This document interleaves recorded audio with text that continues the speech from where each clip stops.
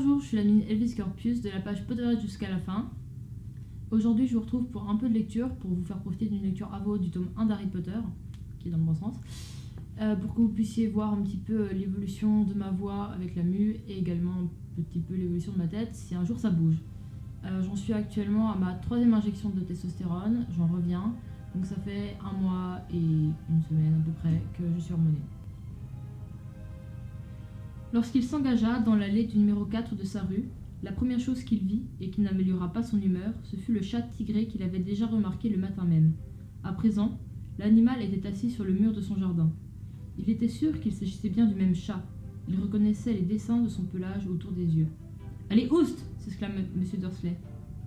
Le chat ne bougea pas. Il se contenta de le regarder d'un air sévère. M. Dursley se demanda si c'était un comportement normal pour un chat. Essayant de reprendre contenance, il entra dans sa maison, toujours décidé à ne rien révéler à sa femme. Madame Dursley avait passé une journée agréable et parfaitement normale. Au cours du dîner, elle lui raconta tous les problèmes que la voisine d'à côté avait avec sa fille et lui signala également que Dudley avait appris un nouveau mot. « Veux pas !» Monsieur Dursley s'efforça de se conduire le plus normalement du monde, et après que Dudley eut été mis au lit, il s'installa dans le salon pour regarder la fin du journal télévisé. D'après les témoignages venus de diverses régions, il semblerait que les hiboux se soient comportés d'une bien étrange manière au cours de la journée, dit le présentateur. Normalement, les hiboux sont des rapaces nocturnes qui attendent la nuit pour chasser leur proie. Il est rare d'en voir en plein jour. Or, aujourd'hui, des centaines de témoins ont vu ces oiseaux voler un peu partout, depuis le lever du soleil. Les experts interrogés ont été incapables d'expliquer les raisons de ce changement de comportement pour le moins étonnant. Voilà qui est bien mystérieux, conclut le présentateur en s'autorisant un sourire. Et maintenant, voici venue l'heure de la météo avec les prévisions de Jim McGuffin. Alors Jim, est-ce qu'on doit s'attendre à d'autres chutes de hiboux au cours de la nuit prochaine ? Ça, je serais bien incapable de vous le dire, Ted, répondit l'homme de la météo, mais sachez en tout cas que les hiboux n'ont pas été les seuls à se comporter d'une étrange manière. Des téléspectateurs qui habitent dans des régions aussi éloignées les unes des autres que le Kent, le Yorkshire et la côte est de l'Écosse m'ont téléphoné pour me dire qu'au lieu des averses que j'avais prévues pour aujourd'hui, ils ont vu de véritables pluies d'étoiles filantes. Peut-être s'agit-il de feux de joie, bien que ce ne soit pas encore la saison. Quoi qu'il en soit, vous pouvez être sûr que le temps de la nuit prochaine sera très humide. M. Dursley se figea dans son fauteuil. Des pluies d'étoiles filantes sur tout le pays, des hiboux qui volent en plein jour, des gens bizarres vêtus de capes, et ces murmures sur les Potters. Madame Dursley entra dans le salon avec 2 tasses de thé.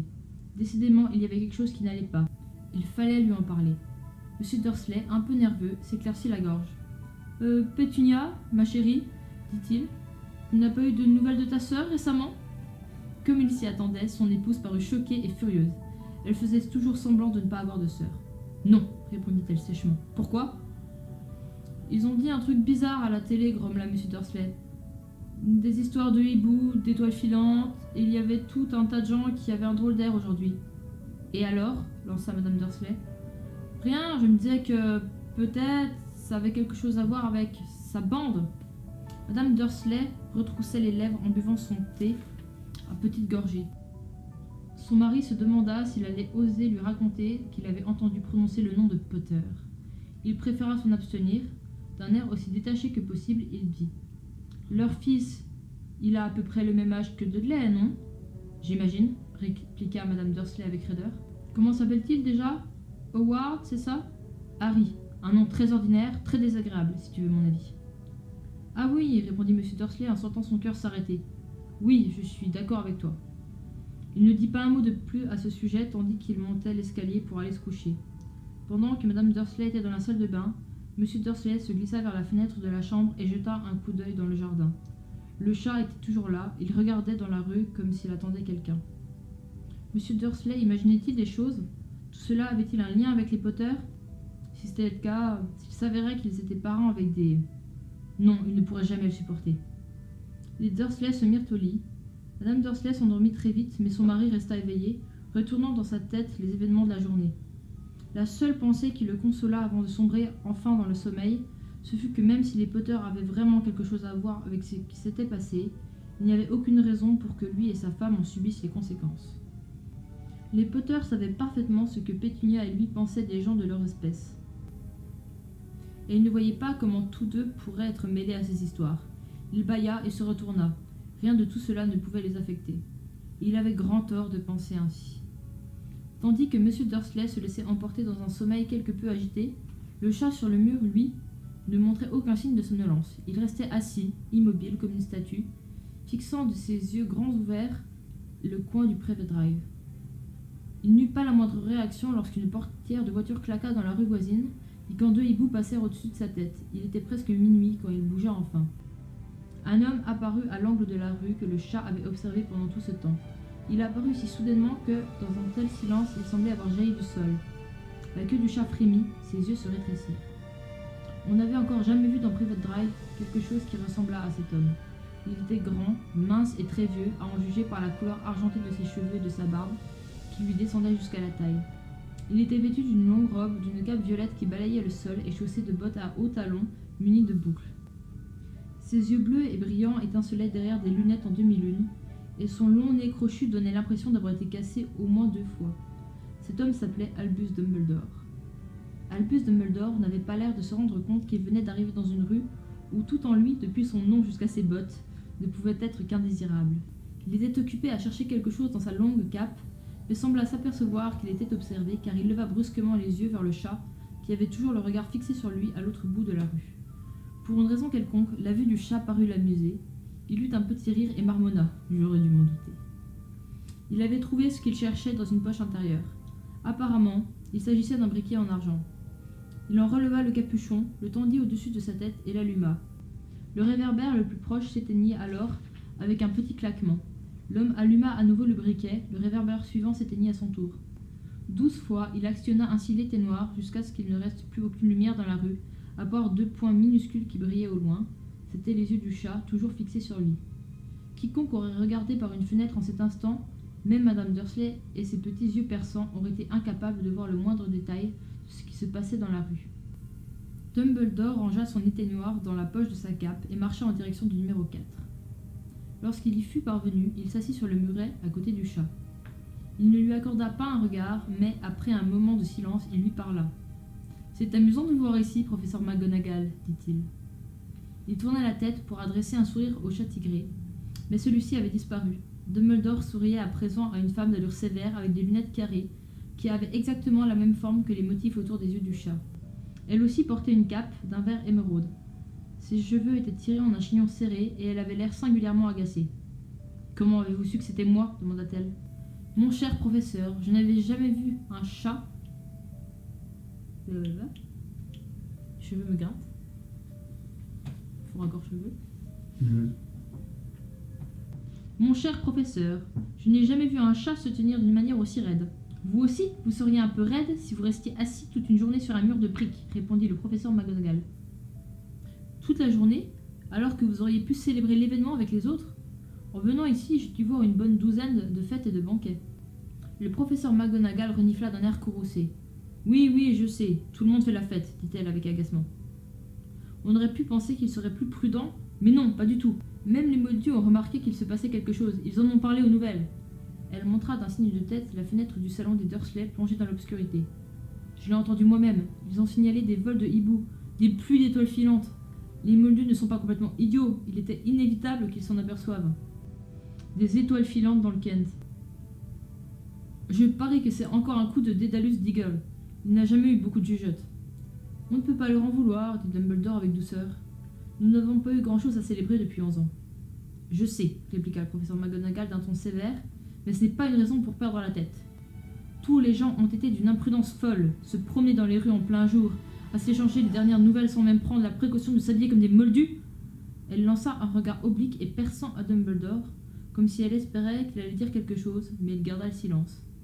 Nous serions dans de beaux draps, reprit-elle alors. Si le jour où vous savez qui semble avoir enfin disparu, les moldus s'apercevaient de notre existence. J'imagine qu'il a vraiment disparu, n'est-ce pas, Dumbledore? Il semble qu'il en soit ainsi, en effet, assura Dumbledore. Et nous avons tout lieu de nous en féliciter. Que diriez-vous d'un esquimau au citron? Un quoi? Un esquimau au citron? C'est une friandise que fabriquent les moldus, et je dois dire que c'est plutôt bon. Merci, pas pour moi, répondit froidement le professeur McGonagall, qui semblait estimer que le moment n'était pas venu de manger des glaces au citron. Je vous disais donc que, même si vous savez qui est vraiment parti, mon cher professeur, quelqu'un d'aussi raisonnable que vous ne devrait pas hésiter à prononcer son nom, Ne croyez-vous pas ? Cette façon de dire tout le temps « vous savez qui » n'a aucun sens. Pendant 11 ans, j'ai essayé de convaincre les gens de l'appeler par son nom, Voldemort. Le professeur McGonagall fit une grimace, mais Dumbledore, qui avait sorti 2 esquimaux au citron, ne parut pas le remarquer. Si nous continuons à dire « vous savez qui », nous allons finir par créer la confusion. Je ne vois aucune raison d'avoir peur de prononcer le nom de Voldemort. Je sais bien que vous n'en voyez pas, répliqua le professeur McGonagall, qui semblait moitié exaspérée, moitié admirative. Mais vous, vous êtes différent des autres. Tout le monde sait que vous êtes le seul à avoir jamais fait peur à vous savez qui ou à Voldemort si vous y tenez. Vous me flattez, dit Dumbledore d'une voix tranquille.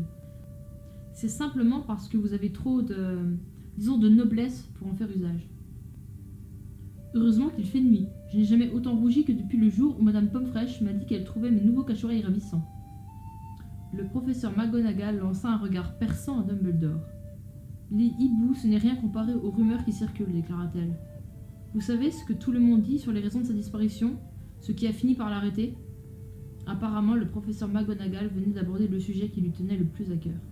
La véritable raison qu'il avait décidé à attendre toute la journée assis sur un mur glacial. Car jamais un chat ni une femme n'avait fixé Dumbledore d'un regard aussi pénétrant que celui du professeur en cet instant. À l'évidence, elle n'avait pas l'intention de croire ce que tout le monde disait tant que Dumbledore ne lui aurait pas confirmé qu'il s'agissait bien de la vérité. Dumbledore, cependant, était occupé à choisir un autre esquimau et ne lui répondit pas. Ce qu'ils disent, poursuivit le professeur, c'est que Voldemort est venu hier soir à Godric's Hollow pour y chercher les Potter. D'après la rumeur, Lily et James Potter sont... enfin, on dit qu'ils sont morts. Dumbledore inclina la tête. Le professeur McGonagall avait du mal à reprendre sa respiration. Lily et James, je n'arrive pas à y croire, je ne voulais pas l'admettre. Oh, Albus ! Dumbledore tendit la main et lui tapota l'épaule. Je sais, dit-il gravement. Et ce n'est pas tout, reprit le professeur McGonagall d'une voix tremblante. On dit qu'il a essayé de tuer Harry, le fils des Potter. Mais il en a été incapable, il n'a pas réussi à supprimer ce bambin.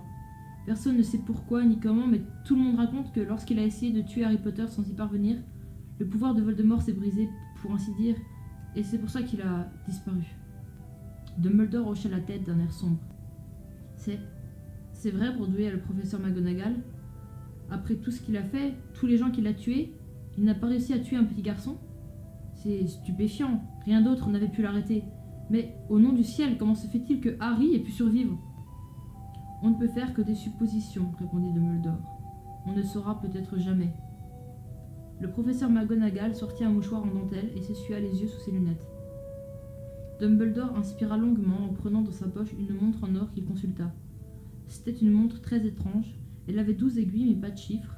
À la place, il y avait de petites planètes qui tournaient au bord du cadran. Tout cela devait avoir un sens pour Dumbledore car elle remit la montre dans sa poche en disant « Hagrid est en retard.